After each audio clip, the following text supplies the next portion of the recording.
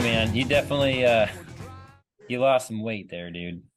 It's good. I needed to, honestly, because I've been managing a kitchen and I've been eating a lot of stuff I normally wouldn't. So I got back on a fasting regimen, and the first 3 days I was being held hostage by the Brevard County Jail complex. I didn't eat anything. I wanted to do a 72-hour fast, and they write on your glass how many hours it's been since that you haven't eaten. So once I hit the 72-hour mark, and they held me illegally past the Truth in Lending Act, which I'm pretty sure they're supposed to release you after 72 hours, but they wouldn't. They wouldn't let me speak to anybody. So I bailed myself out for $1,000. They put a $10,000 bond on me this time. Anyway, you saw the bail bondsman video I sent you. Yeah, as a matter of fact, I got it. I was sending the link to myself, so I was actually going to share screen at some point during this. If you don't mind, I don't have to, but I can. I was going to play it just so Oh, I people. don't mind. Yeah, I got it. I got the link sent to myself, so I can play it. I got the link right here. I'm going to hit it. Um, 1 second. I'm just going to bring it up so that way when I hit share screen, I can find it easy. Okay. Yeah, I've been busy tonight, so I've like just trying to get all this together at the last second here. Hey, we don't have to stay that long.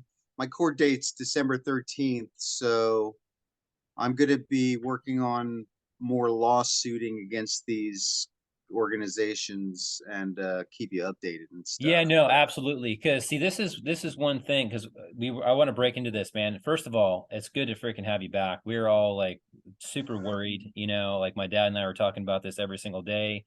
Your girlfriend and I were text messaging with your cell phone, to kind of keep us updated on what was going on, and we're starting to get to that point where we're like, okay, we need to think about what we're going to do. We need to start with, trying to have a visit with you and talk to you firsthand and then kind of see really what's going on here. And then I think what it comes down to, and I was kind of explaining this to my dad, was um, what a lot of people don't realize is that what people look at law enforcement and policy enforcers as people who are really helping people, and they do at times, right? They absolutely do. Okay, they but what use that they slogan, protect and serve. right, but what we don't see is that when you have completely innocent people that are being treated like the most hideous criminal, we don't see that a whole lot in society. And what you're doing here by using yourself as an example,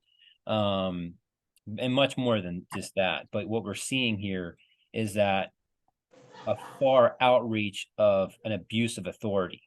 And that's what you're really digging into right here, is that we're seeing it not just with the policy enforcement department. We're seeing it with the military and industrial complex. We're seeing it all over the place where this underhanded sort of devilish energy is coming in and really making people think that they're safe and making people believe that what they're doing is for the betterment of everything.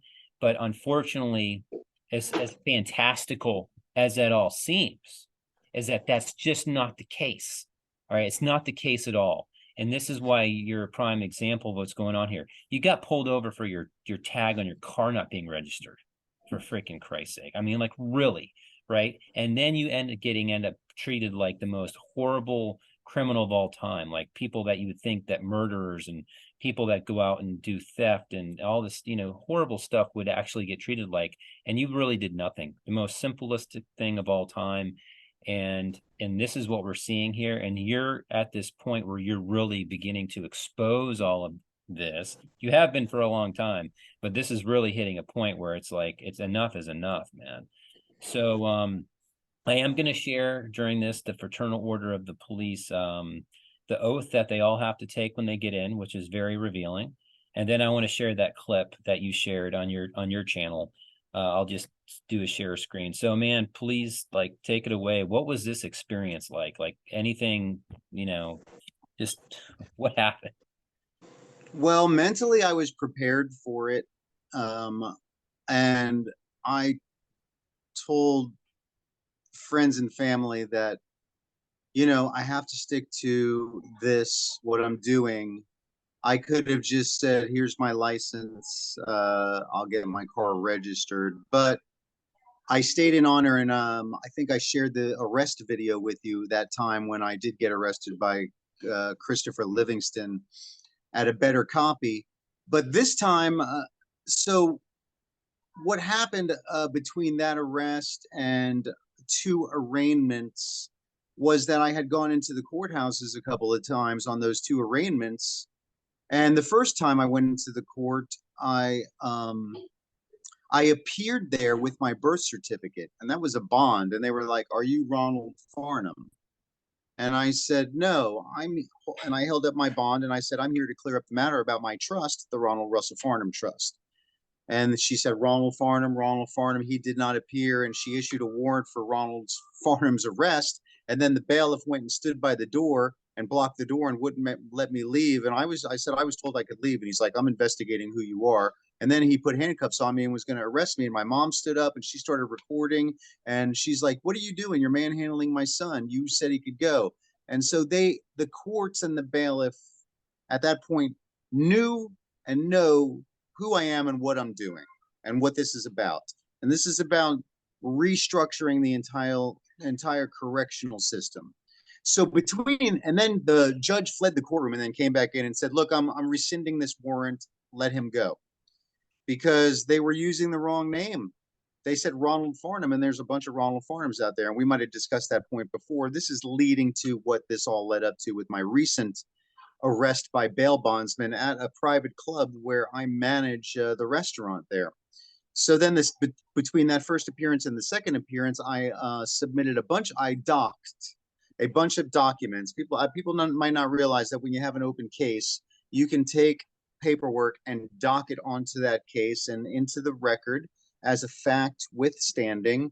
And I rejected all of the presumptions of the court, especially the one where I am collateral for that birth bond. I told them in the paperwork that I rejected the presumption that I'm collateral. And unless you reject the presumption, which has been told by me by a clerk of the courts, then they're going to just presume that you're collateral for the name, the all capital fiction. So I put all that paperwork on the record, like 96 pages that I finally unlocked. And I don't know if you've been able to see those documents on that case, but the case is 05-2022-MM-041616-AXXX-XX. So if anyone wants to look up the case, they can see all of the documents that I filed as a fact or facts withstanding in that case. And so when I appeared the second time, that they gave me another arraignment appearance to go in there so that they could arraign me. And, I've known this for a while, but the audience needs to understand that words in formal English mean something totally different in legal English. And they use words of art and trickery to try and entrap you into their jurisdiction, legal wording, jurisdiction, putting you under their wording. Unless you reject the presumptions, then they're going to, they're going to work that against you.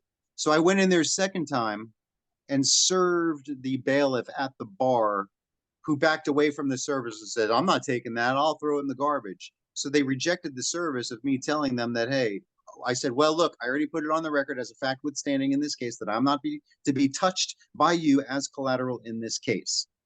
So the judge entered and wound up serving me a summons for a docket calling. And what that is they look at your docket, which is the docs, which have been docked into the record as facts to talk about them and to, I guess, make a judgment on the facts. So between that time, that second appearance, and when my docket calling was going to be, I filed on the record notarized. Now you have to get your documents notarized or the court's not going to handle it. The court won't take it seriously. Between that second arraignment and my docket calling, I filed three documents: a rejection of the summons, a cease and desist of the use of the name Ronald Russell Farnham, which is my private property. And I filed that on the record as my private property in 2019 in Apache County, Arizona, as filing number 2019-007921. If you file a document onto the court with the clerk of the courts onto the record, it becomes a fact withstanding everywhere in all of the states of the United States, and it's law. So I made law in 2019 that my name and the power of attorney general that I have over my name is my property, and no one's allowed to use it without paying a fee to me or asking for permission or both. So I changed venue to my cell phone. I said, look, and I filed this motion. I said, hey, because you guys have been abusing me when I walk in there, handcuffing me, throwing me around. I told you in the last interview, they Hmm. grabbed me and threw me down on the bench. And my mom turned around and my girlfriend were watching and they were like, you're manhandling him. What are you doing? You know, because like you said in the beginning of this interview, that they're abusing their powers and they think they can just treat us like a thing. A res is what it's called, RES, which is the thing in the trust that a beneficiary would receive from the trust. This is all about trust law. And that's what this is really about is trust law and who's controlling the trust. The birth certificate document is a trust with a name on it. And whatever the monetary value of that trust is the property of the beneficiary. And I have already claimed a beneficiary and executor on the record of that trust in this case and in 2019. So I sent a cease and desist to the bail bondsman who bailed me out the first time. My mom went and got a bail bondsman, gave him $100 because it was only $500 bond, and I sent them a cease and desist. And I called them like a couple of months before and said, look, you guys don't have the right to use my name. I filed a power of attorney general on the record, and you're trying to file a power of attorney general that you have control over my birth bond. That's why you're bondsman, right? That's my bond. I already control that bond. That's my name. And they started screaming at me on the phone, telling me I was insane. Now, that is what the so called authorities do. When you challenge their jurisdiction, they start telling you you're insane and they start saying you're crazy, you must be on your off medication, and they start using that as a where you're not fit for self-representation, where you need to have somebody be forced to represent you or represent you, unfit for representation. There's a incompetent. They tried to find me incompetent because they start calling you insane. So they inject wording into the record to make it so that if you don't rebut the wording, that you're agreeing that you're insane, which is going to come in further into this story. So I sent a cease and desist. On Friday, October 28th, 29:30, yeah, Friday, October 28th, last Friday, 3 days before Halloween, which on October 31st, 28, 29, 30, 31, Monday the 31st, is when bail bondsmen, who are members of this private club, came into the private club and battered me and tried to handcuff me and arrest me at the bar when I was delivering food to customers that I had, and I managed this whole restaurant. I managed the inventory, the orders, the people who work under me in the kitchen, the cooking, the money, the bank, everything, the tips, the food, I'm a food, certified food service handler. So I have a lot of responsibility here, and I'm not a criminal. I've never committed a violent act in my life. And I had sent them a cease and desist. And on Friday, the 28th, they showed up at my mom's house because that was the last place of record. That's really my mom's townhome. They came there looking for me and screaming at my mom, yelling at them, telling them that your son's going to trying to sue us. Meaning they got the cease and desist order that I'm suing them if they don't cease and desist. I'm suing them for $10,000 and more. So do you have any questions right now at this point?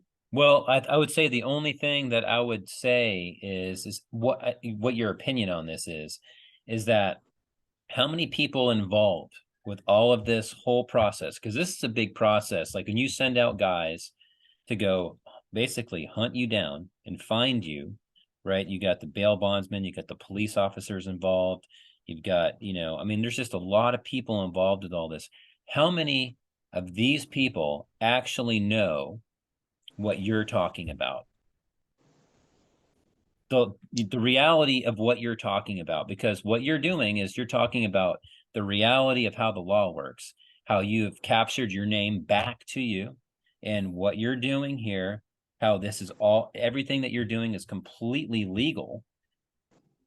from the bail bonds people to the police officers to all. See, the way I look at it is they're just goons out doing the king's work. And I kind of feel like, I mean, this seems to me thousands of years old kind of concept where, like back in the old times, the king, who's the ruler of the land, would send his goons out into the old villages and they'd be like, I want dollars. I want people to believe this new, religion or this new ideology. And if they don't believe in this, you're going to arrest them and bring them to me and capture them until they freaking break, until they believe it, and then we'll let them go. Because to me, it's all a matter of compliance and getting the subjects to not go along with their living soul status or their sovereign status or whatever. Yeah. So, how many of these people, like in the old days when the king's ordering the goons to go out to do all this, it seems to me that to me it's the same concept, the same thing. It hasn't changed. They're sending out people that don't even know. So when I play the video in a little bit of these guys like holding on to you, like these guys just seem like idiots, like they have no clue what's going on.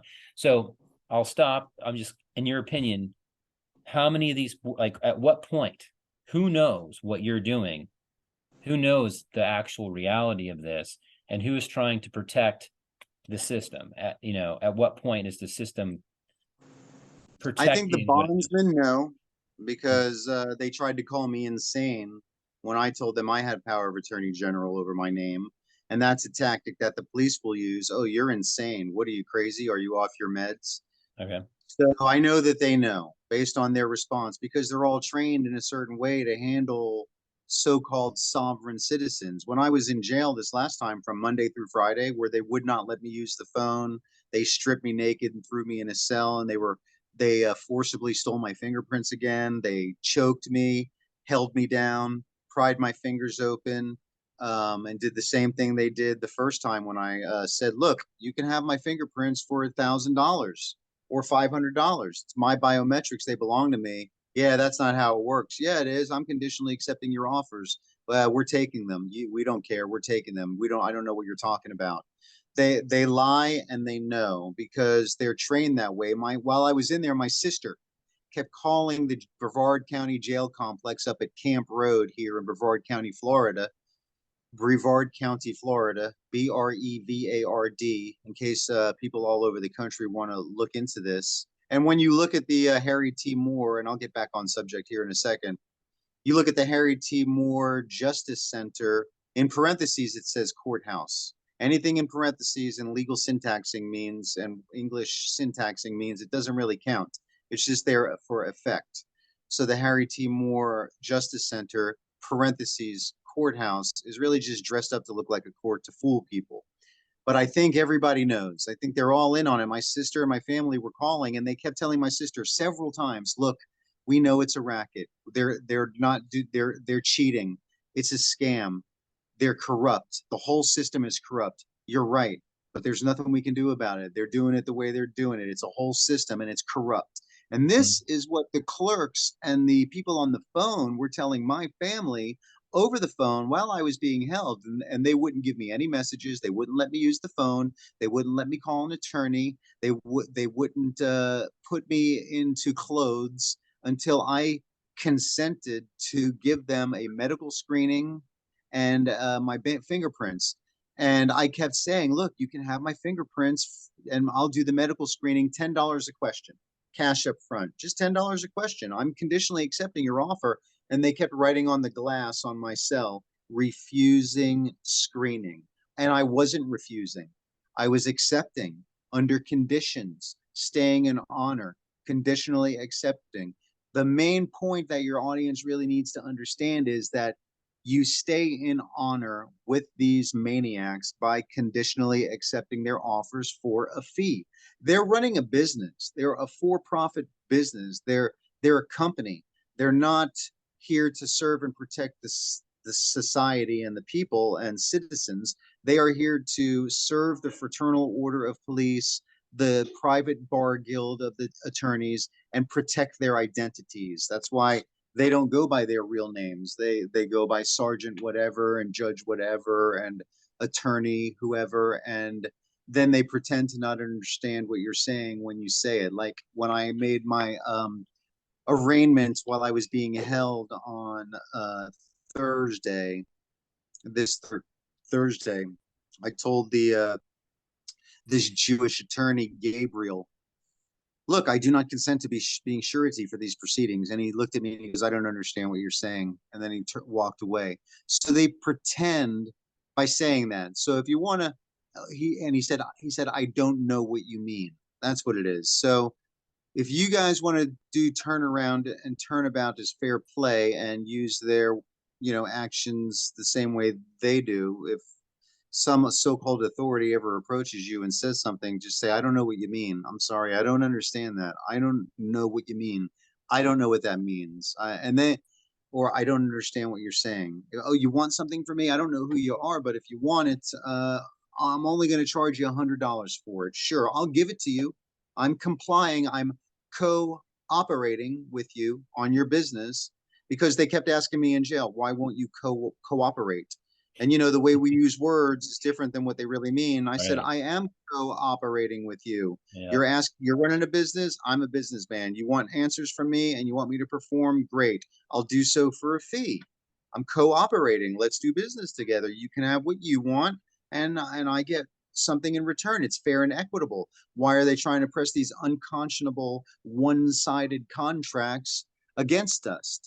Yep. So they do know. They all know, and the judges and lawyers know, and they're actively conspiring against me, and so they arrested me for a failure to appear. And so uh, on the 31st of October, I was in there after having the bail bondsman came to my mom's house. Then they came to my work, and they're actually members here also. And they tackled me and tried to handcuff me. And there was a struggle at the bar. And finally, this big, heavy set bondsman pinned me against the bar until the police came. And I kept telling them, and he tried to tell me I was crazy. You're insane. I said, I'm not insane. You're insane. I sent you a cease and desist. You're breaking the law. You're violating the Uniform Commercial Code. You do not have power of Attorney General over my name. And you'll see, you'll hear when you play that video, you'll hear me saying that to them loud and clear. And I am going to be suing them. And after this video airs, I'm going to be sending them this video to let Shelly's bail bonds know that I'm suing them. You want to play the video right now? Yep. Can you see it? Yeah. Yeah, turn it down. Turn mine down. Oh no, I got it. I got it.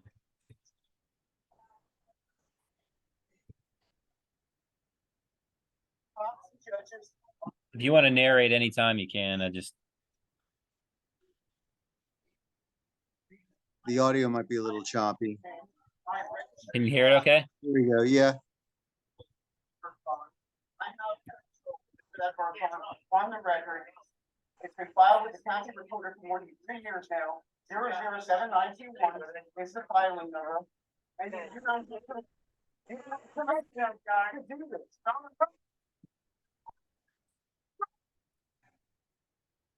I rejected on the record that I am collateral in these proceedings. I am not going to appear. I am not there as collateral. You're not allowed to touch me. I rejected that presumption already on the record. And that's all presumption. No, it's all true. It's filed on the record in my case. 041616. Open up the documents. They're open and available. I unlocked them all. All the documents are there. You're violating the law. You're breaking the law. You're going to get sued. Okay. Because I'm not collateral.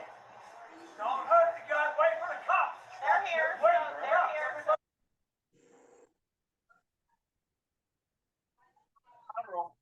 In these proceedings on the record. I'm not collateral. I've already put it on the record that I'm not collateral. You guys don't have permission to use me as collateral or touch me. So on the record, in the case, you're not allowed to touch it. I've already secured my property. You do not have power of attorney general over me. You've never had power of attorney general over me. I have power of attorney general over my birth certificate. It's my private property. You're not allowed to use it or my name. I've already ordered to give you a cease and desist that you received yesterday, Friday. I gave you a cease and desist certified mail that you received Friday. Stop using my name on your paperwork because it's my private property. You don't have permission to use any of it. And I already told you that on the record, you're not allowed to use my name. Period. Yeah, no, that's all you can say is you're crazy, but I'm following the law. It's the uniform commercial code, and you're violating. You're violating the uniform commercial, and you're not allowed to touch me. You're not allowed to touch me. I've already rejected on the record. Let me talk. Let me have a word with you. And so the cops are already waiting out there, weren't they? Well, the bartender called the cops. She was concerned. I don't think she wanted me to get hurt. They needed to resolve this situation because it was going to turn into a struggle. They couldn't get the handcuffs on me because, you know, I mean, I know how to defend myself, but I didn't want to be violent. I didn't want to fight. I didn't want to have any kind of battery charges against me. I was fine with letting them batter me. Fine, batter me. Face the consequences later for being a violent criminal against an innocent living soul. So I didn't struggle. I just didn't let them get the handcuffs on me, and I just didn't make it, you know, I just didn't want to let them take me like that. There was no way they were going to be able to take me on their own. But when the cops came, I was not going to resist the cops because they'll just add battery and resisting with violence, and I can go to jail for years for that because, Right. and I didn't want to put myself in that situation by making an emotional mistake. And I wasn't emotional. I was just assertive and making sure that I was saying loudly and clearly that they were breaking the law. I informed them that they had received the cease and desist and I'm not to be used as collateral. And I voiced that information very loudly for 5 days. Also, after that, while I was held in jail, naked in a cell, they even threw me into the loony bin the last day when I finally did my medical screening, where they forced me to take a COVID test and shoved the ethylene oxide into my nose. No. They didn't go all the way to my sinuses. I was No. like, look, I called the nurse over. I was like, all right, you've held me for more than 72 hours. You're supposed to let me go. You're breaking the law. So I'm ready to move forward now so that I can get out of here and start pressing more claims against you maniacs. So what's involved in this medical screening? You're not going to stab me though, right? You're not going to inject me with a vaccine. Not going to take my blood. She's like, well, there is a COVID test. I was like, wait a second. You're not going to stick ethylene oxide all the way up into my sinus cavity and penetrate my blood-brain barrier, are you? She's like, no, no, no, no. I just do it right here on the, right there. And I was like, you're not going to go up in there? And she's like, no, I promise. I was like, all right, fine. And so she came in and swabbed in there. But man, and I've never been tested for COVID before. And I don't even know what the result was, but I don't get sick because I fast and I know how to not get sick. But right after they finished that test, I went over to this water fountain that was in my cell and I flushed my sinuses out and I wiped it out with toilet paper and made sure I cleaned it. But the next day, I had like a scab of blood on the inside of just on this like outer wall right here. You But get that it graphene didn't oxide out of your nose. yeah, I didn't get a headache. I didn't have any pain or anything like that. And she didn't go way up into my sinus cavity. So that was my one concern. I didn't want to get strapped to a chair and forcibly vaccinated or something like that. If they did that to me, then if they did that to me, I don't know how I would handle that situation moving forward after that. But anyway. Ooh wee. The cops came. If you continue playing the rest of the video, the cops come. I let them take me. I wasn't going to resist. They said, look, if you don't come with us, I can charge you with resisting and obstruction. And I was like, let's just go do this because do not consent to being surety for these proceedings. I'll hit it. I'll hit it real quick. Let's finish watching it.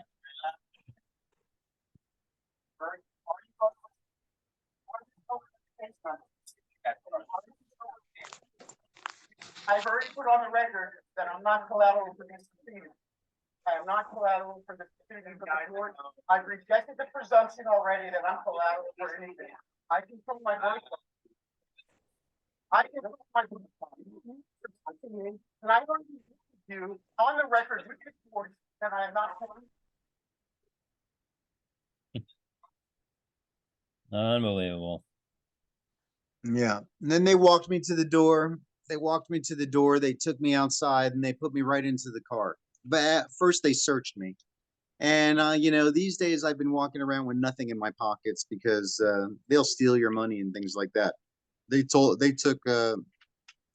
stole my money this time. I had like $5.50 in my back pocket. And they said, "Oh, well, we charge you $25 to get booked." I was like, "Really? I got to pay for my own booking? You're stealing my money, on top of it all?" Okay. Wow. So all the way there, I told the cop who was driving that I asked him, did you know you were going to be a sadistic racketeer when you took this job? And he tried to pretend he didn't know what I was talking about. And I continuously used NLP, neuro linguistic programming, and rhetoric, and put them in conflict with their subconscious mind by asking them questions and making factual statements so that they know what they're doing is wrong. So they took me to the Brevard County Jail complex, and I told them, if you want my clothes, going in there first, they want you to take off your clothes, your shoes, and then they drag you in there and they make you strip and get into their clothes. And I said, these are my clothes. I'm not to be held as surety or collateral for these proceedings. You don't have the right to do this. I've already put it on the record. Check my documents. And they're like, look, that's way above our jurisdiction. We have to do this. This is the procedure. That's sorry. You need to give us our clothes. I was like, fine, they're my clothes. Give them to me. Pay them for me. I'm staying in honor. I know what honor is. I'm conditionally accepting your offer.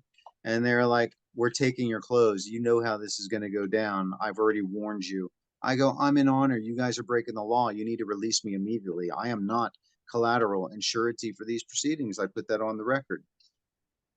So they forced me into a back room, into a shower, off camera, by myself with them, and they threatened me. They're like, "You're either taking your clothes off, or we're going to take them off."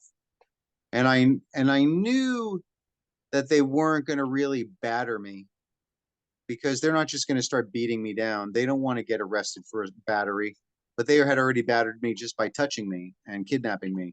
I said, I'm not giving you my clothes. You can have them for $500. They're my clothes. So they removed them from me. I didn't struggle. I just stood there while they took them off. And the whole time they were doing that, I said, "You're stealing my clothes. I do not consent to this. You're violating the law. I do not consent to being surety for these proceedings," which is mostly what the rhetoric was that I said the entire time I was there, that I already rejected on the record the presumption that I'm collateral. I'm not. I control my birth bond. And they called me insane. "Oh, a sovereign citizen you are? You're a sovereign citizen?" I said, "No, a sovereign citizen is an oxymoron that the Fraternal Order of Police invented in order to confuse people. A sovereign can't be a citizen, and a citizen can't be sovereign." And they shut up when I say that. They can't come back against the truth, because everything I'm saying is truth and fact. I'm not making things up. I'm not insane. I have a bachelor's degree. I'm not a felon. I held a top secret clearance with the Department of Defense for 15 years. I manage a restaurant. I am a sports official. After having mastered the sport of baseball, I'm now an official and an umpire, the highest level of official you can be on a baseball diamond, a Freemason sport. Because as you might know, the baseball diamond is really a Freemason compass and square, and the That's pitcher's right. mound is the generating principle of chaos there in the middle. And That's even right. if you hit the ball out of the dome, you still can only go in a circle and return back to home plate, because we can't leave this dome. In fact, I was talking with Cheryl about that today. We were talking about religion, and I was raised Catholic, and she was raised Catholic, and I was saying, it's interesting. You were raised Catholic, I was raised Catholic, but it doesn't say anywhere in the Bible in Genesis that we're living on a spinning planet that's zooming through the universe at millions of miles an hour. In fact, if you read Genesis, and I'm not a religious fanatic or a zealot or whatever, I am interested in what the Bible does say, because I think there's a lot of things that you can metaphor out of it that apply to life. But it clearly states there that we're living in a dome between waters, and the stars and sun and moon are within the dome above, separating the night from the day and keeping track of time. And I said, but NASA is telling us, and science is telling us, and the US of A Corporation's Department of Education is telling us that we're living on a spinning rock traveling through the universe at millions of miles an hour. It's an 800 hour. Mach, or 800,000 Mach to be precise. Yeah, 800,000 Mach. Interesting. Yeah. Which eight is the symbol for infinity, and zeros are really sixes. So it's infinite man beast numbers, because six is the symbol, the alphanumeric coded symbol for the male beast, because it's the shape of the erect phallus. And nine is an upside down six, because it's the it's an upside down six. 13 is also a secret six, because it's the sixth prime number. In fact, the B in Budweiser is really a 13, a secret six. And they use red, white, and blue colors and these numbers and symbols so that across Earth, each of the companies knows that they're working for the Luciferian, satanic, Freemason, illuminated Freemasons of this Earth domain, whatever we're living in. Right. Well, Domain. it's Earth domain. exactly. Domain. I think the red and white is hijacked from the toroidal redshift blue shift, which happens with the toroidal movement, of which really all life comes from. And it's funny you mentioned about that. We're getting a little off topic, but the word planet comes from the word plane, which means Played flat, in. which means flat, plane T. And terra firma is means escaping of land that is firm, which doesn't necessarily mean like solid, but it means still or stationary. Latin, if you look it up, it means stationary or still, but also firm. So, terra firma, planet is still, it's a still plane, and it's right there in the etymology. You know what I mean? And it really wasn't until, you probably already know all this because you know a lot more than I do, but the Copernican revolution came along, and that's when everything changed, where the Jesuits came in and they're like, man, we're going to change this whole concept to this ball, and we're spinning, and we're spinning around a sun and hurtling through space at millions of miles per hour. And somehow everything seems very still somehow, through all of this craziness, and people bite onto it. And I don't know. I bit onto it for my whole life. Me too. I didn't know to challenge the information. I didn't know that there was a reason to ask, is this true? It's so funny because, I mean, it's not funny anymore, but when I woke up, I have woken up more and more in stages, and I've realized now that everything we learned is a backward lie, like a 100% backward lie, Totally is, man. Hey, I'm gonna lose you. Hey, we Patriotism. got about 30 seconds left, Ron. I'm gonna send you another link. Let's do one more. I'll send you one more link, and let's wrap this up. I still need to read that oath to everybody and you. So we'll wrap it up in the next one. Okay. It's gonna run out. Let's just let it burn out because we got like 30 seconds left. Yeah, because I want to finish a little bit of the story about what happened while I was in there for 5 Want to days. hear? I won't be. Yeah, that's the main whole focus of this. So And I'd like to do a guided visualization of scientific prayer for them, so we can all visualize a successful, justified outcome. I had my hair and makeup person come in and fix my hair a little. Just kidding.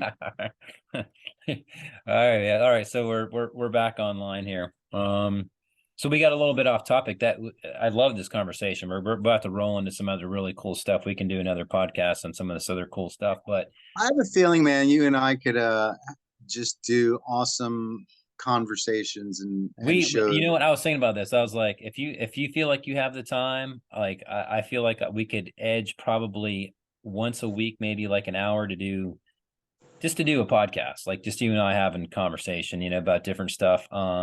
Because the content is it's just endless. So I don't know, something to think about for sure, man. And I think your audience likes it. Yeah, absolutely. Absolutely. These are and great your audience conversations. is growing. By the way, Carrie Cassidy has agreed to interview me about this right after the elections. I can't wait, dude. I cannot wait. I love Carrie Cassidy. I think I can't wait for that interview. That's awesome. Yep.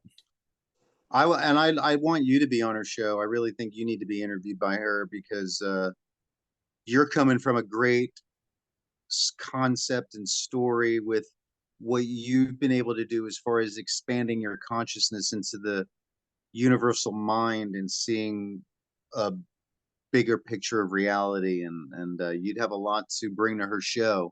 and you're really well spoken. So I'm gonna push for you to be on her show. I'm gonna talk to her about you and just say, look, man, I really want you to have Logan on your show. Here's his link and everything like that. So I it's my appreciate that, goal. man. I do. That's crazy. I don't really, I don't know. Sometimes I question myself in a lot of ways, but I do appreciate that. I would love to talk with Carrie Cassidy because I have a lot of questions, you know, for people like that, you know, who have I big, actually interviewed Carrie Cassidy on my show, and she's a good interview. You could even ask her if she'll let you interview her on your show. Hmm, I did that. I interviewed her on my show, and she was a good interview. You know, that's she's awesome.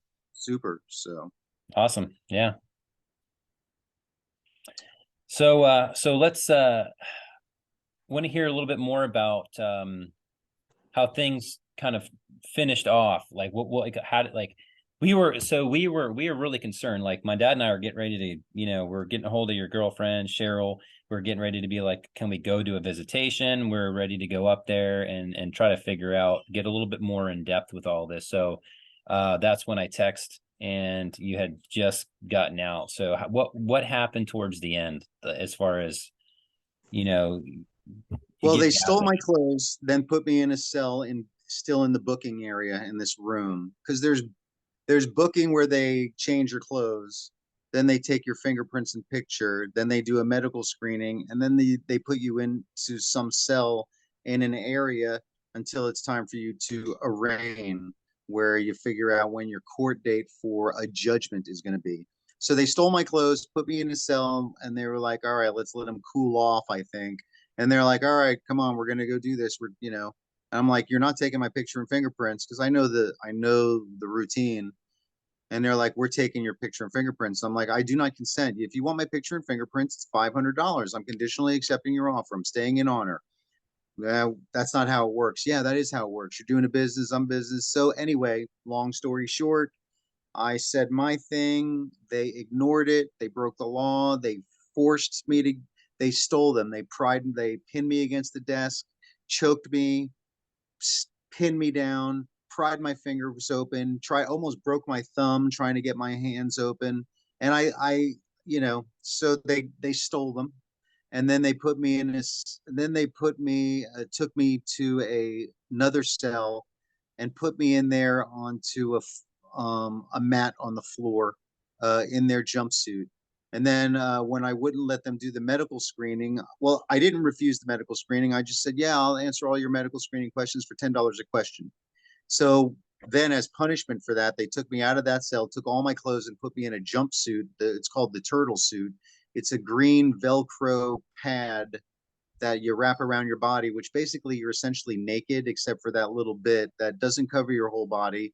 And that, they keep it 68 degrees in there. And they took my shoes. So I had no shoes on, given a thin mat to sit on the floor or a metal bench with, and no clothes until I would agree to let them do the medical screening. So I stayed in there for 2 days, a total up to the 72-hour mark, naked and freezing and not sleeping with lights on the whole time and not eating their food and continuing to conditionally accept their offer for money for my screening. I said, look, you want me to answer the questions? $10 a question. You're refusing. I'm not refusing. I'm accepting conditionally. Now you're refusing. So at the 72-hour mark, I said, all right, I'm ready. You can do this now. You guys already broke that law. So now that you broke that law, let's do this.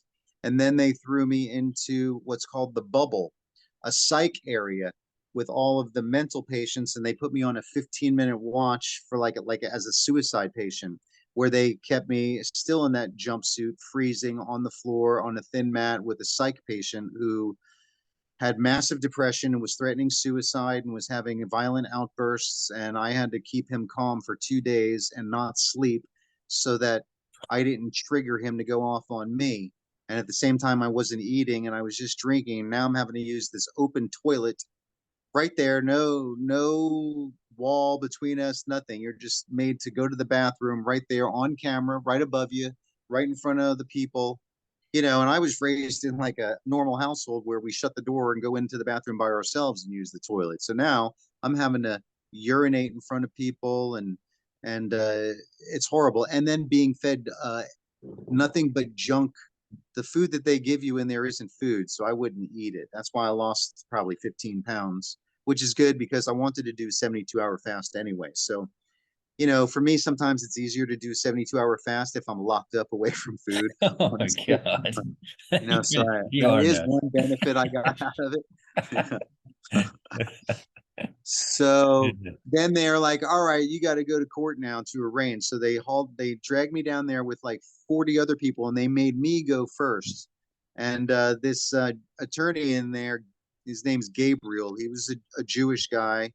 I told him, look, I don't consent to being surety for these proceedings. And he goes, I don't know what you mean. And he just kept talking to other people. And so he lied and he knew it. And I was going to go first. So I went first in front of this judge and I walked right up and he goes, Ronald Farnham. I go, look, do you mean the Ronald Russell Farnham Trust, of which I'm the executor and beneficiary? And he kept talking while I was talking and wouldn't listen to me. My whole arraignment took about 45 seconds. And I said these exact words: do you mean the Ronald Russell Farnham Trust, of which I'm the beneficiary and executor? And then he said something about my court date, which wind up being December 13th. I said, because I do not consent to being surety for these proceedings. And then he was saying something, and I said, and then he ordered me to have a public defender. And I said, I don't need a public defender. And then that was it. And then the guard took me back to my cell. And then 24 hours later, they put me into the loony bin with totally crazy people, mostly like either 90% crazy people who were like rocking back and forth. It was like a One Flew Over the Cuckoo's Nest, just like that. And I have played R.P. McMurphy in the stage play Cuckoo's Nest, so I was like, I've played this role before. So within about an hour, I had networked with most of the people and was starting to. I found a couple of sane people. A couple of people were in there for massive depression and some major accidents, and they had to be on depression meds because they had lost family members that spun them into a drinking binge, and they were not dealing with the loss as well. And so I finally was able to get on the phone, but the whole time until that, and that was the 5th day. I went in on a Monday night, and at 5:15 p.m. on Friday night, so the 5th day, I was put into the psych ward, where I was able to use the phone finally and call my family and say, look, before I went in there, I said, no matter what happens, don't bail me out. I need to go through this process, and I need to force the hands here. And so, but on the 5th day, I got paperwork that said that they had revoked my bond and I wasn't going to be able to bail out until at all, and that I was going to be held in there until December 13th, my court hearing. And for a failure to appear, I find out that you can be sent to jail for up to a year and fined $1,000. And I had already sent a cease and desist and a change of venue and a rejection of the summons on the record already. So I didn't fail to appear. I changed the venue. Equality is paramount and mandatory under the law, but they ignored my paperwork and they said I failed to appear. So they are totally violating their own system, that I'm using their system for my benefit. I'm filing all of the proper documents onto the record and they're ignoring it. So I called my mom and I go, look, if I was able to get through, I go, look, they are railroading me, ignoring the paperwork. They want to keep me in here until December 13th. It seems like I'm not allowed to bail out based on this paperwork that I got that said no action is to be taken on the bond. Well, come to find out, I was allowed to bond out. So I told my girlfriend, I told her where my debit card was. She bonded me out with Moncrief bail bondsman for $1,000. I paid $1,000 right out of my bond. And so I went to sleep. I tried to go to sleep, but I was put into this room, 68-degree room with just in thin clothing, 2 thin bed sheets and a very thin mat to lay on a metal bunk. And I was shivering and freezing and I wasn't going to be able to sleep. And I couldn't lay on my side anymore because the mats are so thin there that it started causing bone bruises on both my hips. And I couldn't get warm. And there was a custodian mopping the floors or sweeping this big bay. So it was like about 1 o'clock in the morning because we had gone to bed at 11. I was able to use this electronic tablet to start texting with my sister to tell her, and she's like, look, I know that the system is fixed. They were telling this to me on the phone when I was calling about you. They're all corrupt. They know it. They're going to do whatever they want. We got to do whatever we can to get you out of there right now. I said, well, I think I can bail out. And so one of the inmates there, one of the guys who was just in there with severe depression, but back on his medication, he helped me call Bond Creek bail bonds because he knew the number, and they bailed me out. I gave them $1,000. My mom and my girlfriend came and picked me up the next morning. But it's funny. I went to the custodian and said, "Look, I need to keep warm. I'll mop these floors. I just need to start getting my body temperature up." So I mopped the floors for about an hour until I started sweating. And that was by about 2 a.m. So then I finally went back to my bunk. I sat there until I could lay down and try and go to sleep around 3. And then at 4 o'clock, they woke us up for a nice sugary breakfast of sugar meat. It was just gross. I ate about 3 bites of what seemed maybe like, I don't know, apple pie or something, and I gave the rest away because I don't want to eat. I just wanted to put in some sodium and sugar because my body was starting to cramp up now because the water in there is chlorine and fluoride. I drink reverse osmosis water with electrolyte powder to keep my body balanced. And so, but that's not, you can't do that there. I was starting to get body cramps because I wasn't taking in any electrolytes. So I needed to keep just enough electrolytes in me and drink enough water so I wouldn't get dehydrated and get cramps. I couldn't imagine being in jail for weeks or months or a year. It would destroy my, it would put me into a bad physical state, probably give you diabetes because every bite of food in there has high amounts of sugar and sodium. It's like they're trying to poison people, and the water is chlorinated and fluoridated. You can't taste the fluoride, but I know it is. But you can taste the chlorine, and it's probably just like filtered toilet water. So they woke us up at 4 a.m. to eat. And I was like, God, man, what time is it? It's still dark out. I could see out the windows, but we ate and then everyone went back to sleep. And then suddenly I got woken up at about 10 a.m. At 10 a.m. saying by a cop or a guard at my bunk saying, "Hey, you're bailed out." And I was like, thank God. And so we went through the process where they forced me to give them signed documents, which I signed :space Ronanonymous. I sign everything with a colon to signify that it's a living soul and not a corporation, and that they don't have any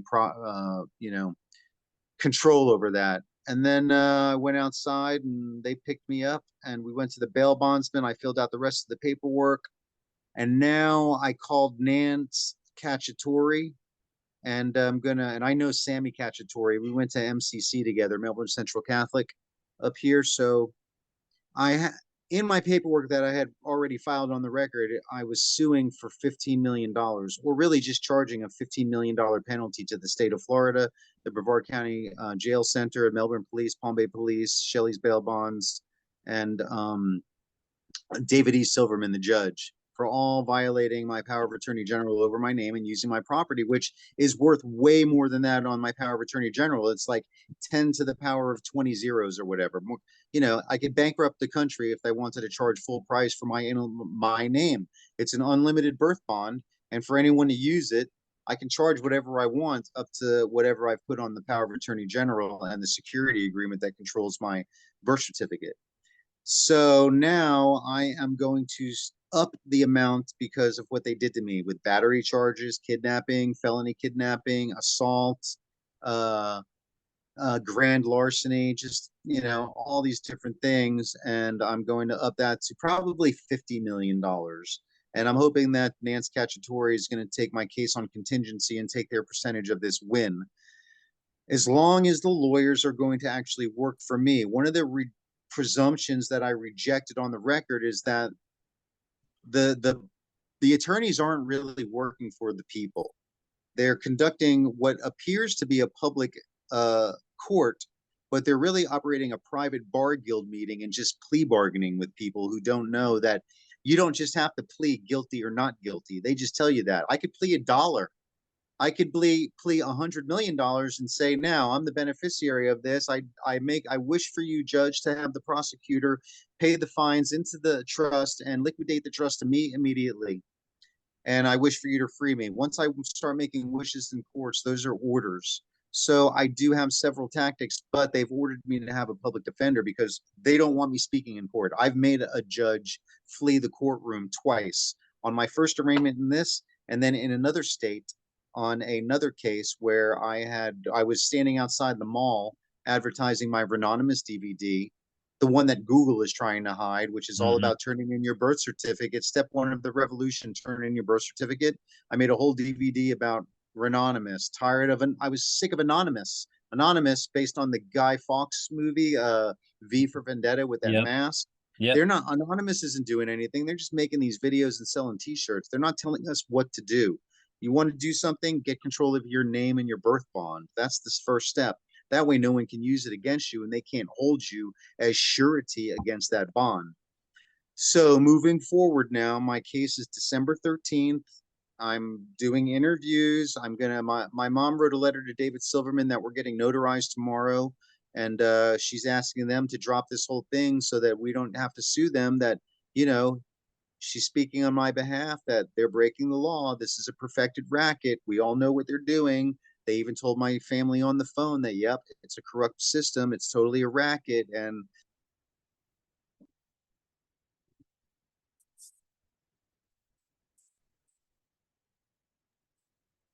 um, that's where we are right now up to this point. And I'm going to be filing, I'm looking at suing myself so that I have the superior claim to myself. And I was thinking about asking you to sue me also, so that Okay. there's another, because once other people have claims against me, then that removes them from being able to make a claim against me until those other claims are satisfied. But I'm going to research that more. So I'm also going to be sending more cease and desists to probation officers, or the probation office, to the Harry T. Moore Center itself, and things like that. So they have to remove my name. I had mailed my driver license back to the Tallahassee, telling them I'm not employed as a driver or operator. So take my name out of your database and here's your driver license back. I sent that back on Monday afternoon, right before I got arrested by the bail bondsman or hauled in. But my family wants me to get my driver license back and comply because they're afraid that I'm going to get railroaded and that you get more with sugar than you do with vinegar. But I really don't feel good about going against the progress and the the right that I'm path that I'm going down. So I'm going to start pressing claims, making claims against these places and hiring some attorneys. And I'm going to find an attorney who will look at my paperwork and the facts withstanding that I've entered and go, yeah, I'll take this on contingency. I could use 30% of $50 million. That's $15 million as a nice win against the state of Florida, the Brevard County Jail Complex, the Harry T. Moore Justice Center, parentheses, courthouse, the Melbourne Police Department, the Palm Bay Police Department, Shelley's bail bonds, and David E. Silverman, the judge, who was intentionally railroading me and telling the attorneys in the jails to work against me. So that's where we are at this point. Yeah, that's crazy, man. It's a mountain to climb. That is for sure. And it's not just any mountain either. It's a massive corrupt mountain that not too many people really actually look into. And you're right in the middle of this tornado and you're not giving up. I can see it, personally it took me a little while to kind of see where you were going, like, how is this working? And I really had to see what you were doing to go, holy crap, like he's got this under control. And I think for a lot of people on the outside, including your family, and even my family, is going, what, man, what's he doing? It's so easy. It's like, oh, just pay the $100 and, be done with it. And you're like, well, no, actually, I'm going to use this to make a point, and you're not backing down. It's absolutely incredible. And really, again, the point is that I think that a lot of us feel like, that there's this safety and security inside of these authority figures that say we're here to protect you and keep you safe. But yet when we have, and I'm just repeating myself from the beginning, is that when you have somebody who's completely innocent, completely moral, an upstanding citizen, who's very well educated, very intellectual, who's doing all these things, is taken in and completely abused by this authority, where now we actually can visibly see, the corruption actually happening at play. And a lot of us can't normally see that. We just don't see it because we're all complying. We're all doing it. We're all driving the speed limit. We're not, we're obeying the speed limit. You know what I mean? We're not, all these different signs that are put in front of our faces every day. We're going, oh, you know, and oh, don't do that, because if you do that, then, you know, you don't want the law to come after you, because you don't want to be on the wrong side of that. And meanwhile, you know, most people are good, genuine, empathetic, compassionate people. Okay. I would say, in my opinion, 90% or more of us as humans as a whole really want the betterment of humanity and themselves. There's a very small fraction of people that actually are just like people that will do really bad things, you know, like they really are. And so this idea that we need to have this very large authoritative, you know, military complex, and we got the, you know, police and all this different stuff to protect all of us people. It's like we don't really need that. Like it really, it doesn't have to exist the way that it exists. And if you allow corruption to if you have a system that's flawed, which is we have a very flawed system, if you allow the system to be the way that it is, all you're going to see is just massive corruption happening over and over, and you're going to see more secrets spewing out of this corruption. And meanwhile, most people still think that it's there to protect them and keep them safe. And that being said, I want to read this. I'm going to do a screen share of the oath. This is very interesting. The Fraternal Order of Police oath. I got to find the screen share thing if I can find it. Where did it go? You got a haircut. I did get a haircut. I did get a Cool, haircut. man. You're starting to look like I don't know, dude. I like your hair longer, honestly. Thanks. All right, maybe I'll grow it out. Where the heck is the screen share? Oh, here it goes. There, I found it. I'm still like trying to figure all this stuff out. All right, here we go. That's not it. Maybe this is it. No, that's not it. Whiteboard screen. Here, I'm just gonna play around real quick here. No hurry. Yeah, how much time do we have? Because if we don't do it this show, I want to do it on the next show where I take you and your audience through a scientific prayer where we all visualize a successful legal outcome and court case and suing victory. And we can make it rain in the desert, just like Art Bell did back on the Coast to Coast AM years ago, when his audience all visualized rain in the desert, and it rained, it poured, it flooded the desert. So we can flood the desert here if we create a mastermind and I take us through a guided visualization prayer, which is scientific praying. It's really, you know, you can create anything you want. No, I love that, man. I think we got time. I didn't get It any won't take long. I didn't get any notifications. Yeah, I think we're probably at like maybe 20 minutes. So we can do that. I'm going to read this real quick.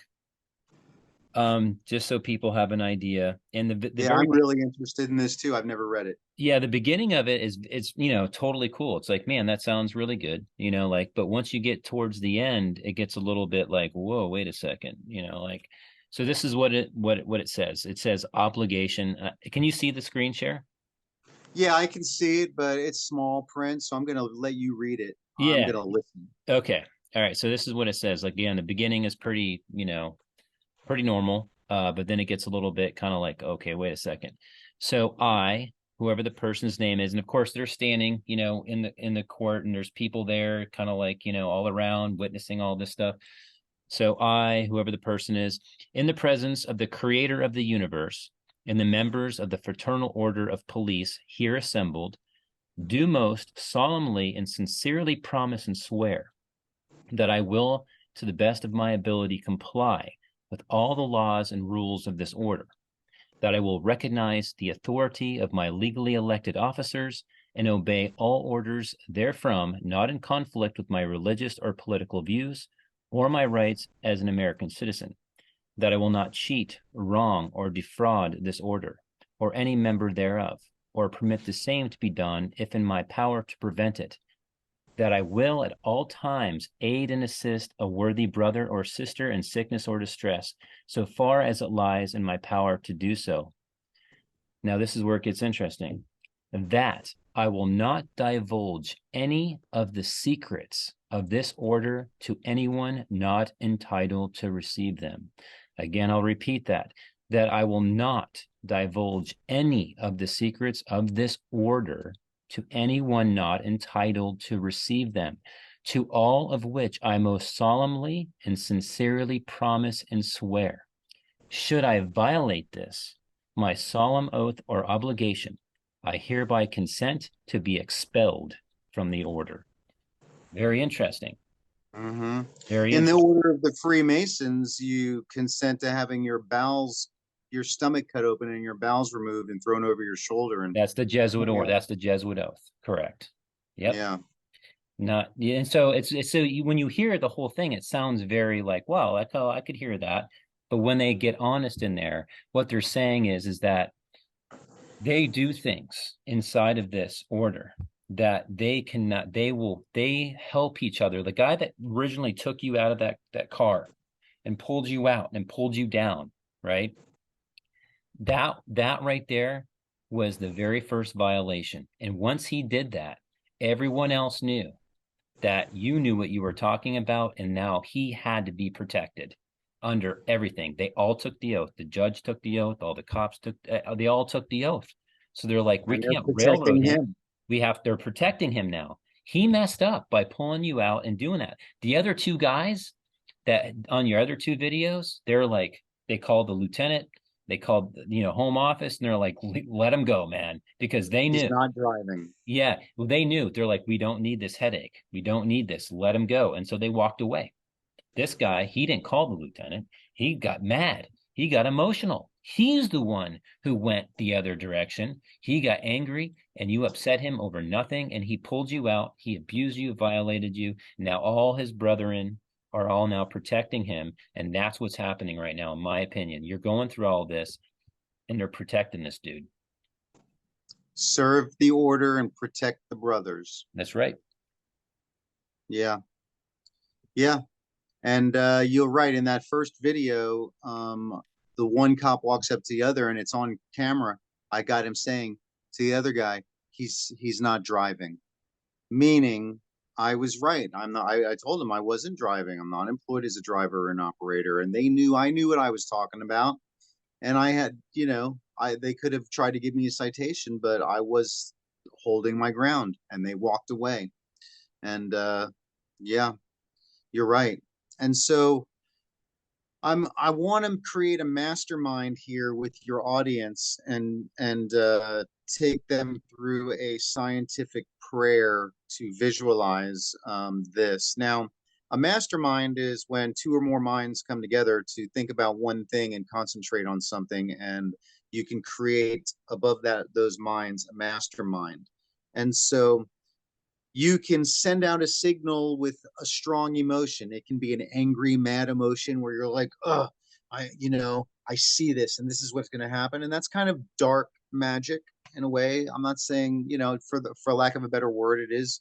We are connecting our pineal gland to the creative source that I think is operating whatever we're in, like a simulation where we can create with the mind, because I believe we're living souls having an apparently physical experience, and we can probably affect whatever we want. And I don't know if you used to watch Art Bell on Coast to Coast AM, but he was able to have his audience make it rain in the desert. They all got together one night on his show and all concentrated. They visualized it. So scientific prayer is when you visualize something, all the details, you smell them, you feel them, you see them with strong emotion.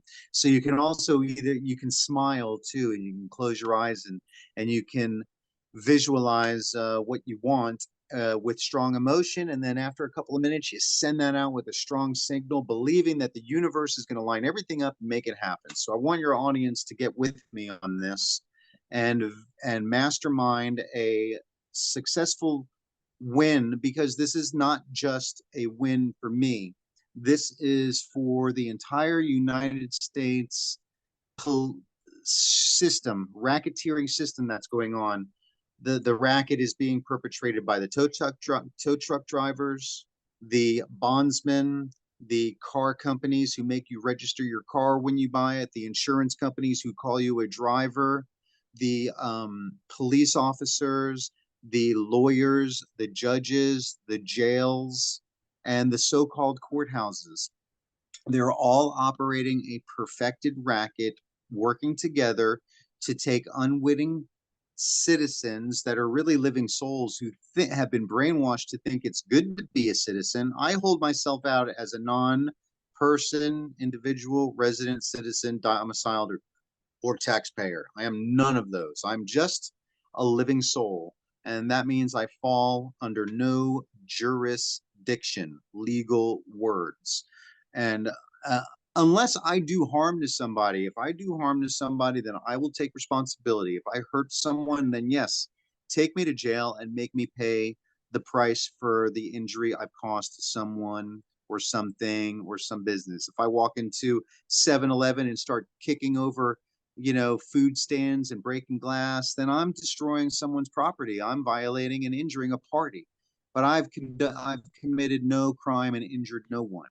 So I want your audience to close their eyes and either smile really big and feel that happy energy, or be angry and be really upset about this. You can choose your strong emotion, but that's going to be the fuel that sends out the signal to the universe to create it. And I want you to visualize me there in front of the judge, where the attorneys have no choice and the judge has no choice but for the state to award me $50 million in damages. And the judge is saying, okay, you're right, the system has to change. And the offer we're making here, and I think they're going to do it off the record, is like they're going to settle out of court. We're going to be in a room and they're going to say, okay, so what's the stipulations? The state owes you $50 million, plus we need to sit down and come up with new policies for nonviolent crimes so that we stop terrorizing people who do not deserve it, and that we stop using uninformed consent on people when we drag them into a jail and tell them that they have to give us their picture and fingerprints and a medical screening. If you do not consent, that you fall under their jurisdiction for no violent crime, and that you have to not be forced to have a driver license in order to travel to the store, that we're allowed to know that we are travelers, and if we're not employed as drivers or operators, then we don't have to have a license, because the licensing is part of it, the racketeering also. So I want you to see that successful outcome, however you want to play that scene out in their mind, that Ronald, the living soul, colon space, Ronald dash Russell Farnham space, colon space. Farnham is given and awarded a successful, justified victory that's going to change policy throughout the United States. And I want you to feel the energy, see the outcome. I want you to think about it now. I want you to think about it tonight before you go to sleep, all of you. And I want you to send that signal out there, and we're going to make it rain in the desert. Bam. That was good. It's awesome. Yeah, that was really good, man. And I think what we need to continue doing too is adding more information and knowledge in there into this whole I want everyone to go to my case, and I want you to open up the documents that I've put onto the record. All of the documents that are in there, the rejection of the presumptions. Please read the rejection of the presumptions document that I put in there. Those are the 12 key presumptions that the courts make about you when they haul you in there. And if you don't rebut them, then they're just going to presume pre-summation about you, that you agree to all these presumptions. So my case number, I'll recite it again, is 05-2022. That's for May 2022. 05-2022-MM 041616-AXXX-XX. The documents are unlocked. You can see everything I put in there. If you want to email me, you can email me at officialronanonymous@gmail.com, and that's official, OFFICIAL, and Ronanonymous is RONONYMOUS @gmail.com. And if you want to support my fund of the attorneys, then go on Amazon and buy my book, The Solution, an instruction manual for sovereignty and freedom, which has all of the documents that you can file to secure your freedom and your birth bond and your name as your private property so that you can put it onto the record yourself, that no one can put you under their jurisdiction as long as you do no harm. That's my philosophy. Do no harm. Absolutely, man. And that's what I think what it's all about is I think that as a society, the whole moral, ethical kind of concept is kind of eluded a lot of people because we've been so inundated through media and entertainment, that there's certain things that are acceptable that really just, they're really not, but yet we kind of just perceive them to be that way or innocent or just having fun, or it's like, oh, it's not a big deal. But really, it's kind of like, yeah, morals and ethics is a really big deal. And what we're talking about here is like, we're not hard bashing, you know, we're not hard bashing, certain structures that have been placed in the society in the sense of what we are hard bashing is the fact that these systems that have been set in place that we call authority, like police and all this, that they're massively abusing morals. They're massively abusing ethics in a way that has to be reconfigured, and this isn't some ridiculous defund the police bullshit psyop here. This is what we're talking about is real world, conceptual things that need to come into the paradigm of the human conscious that has to really restructure, a little bit at a time, how these things are coordinated for the best of the people, not the best of the people that involve themselves in these institutions. I'm not going to become a police officer because I want to sit on this side of authority so I can get away with things.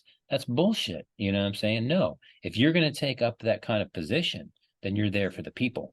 And if you're not there for the people, then what are you doing? Right? Because that's the whole purpose of it all. So anyway, so we got 1 minute left, Ron, on this section. And I really appreciate it, man. It's really good to see you. It is crazy to see. It's like I felt like I saw you a week ago, and like you definitely could tell you lost like 15, 20 pounds. It's Yeah. crazy to see, but I'm elated to see you. I can't wait to get this out there, and I really appreciate you having this talk with me tonight, man. Taking time out I to do this. appreciate you. I appreciate you and you caring about this. And Absolutely.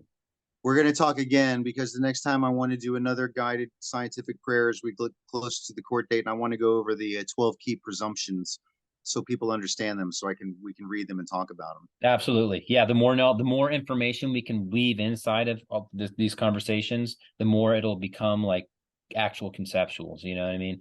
It's because there's a lot to take in. This is deprogramming in a big way.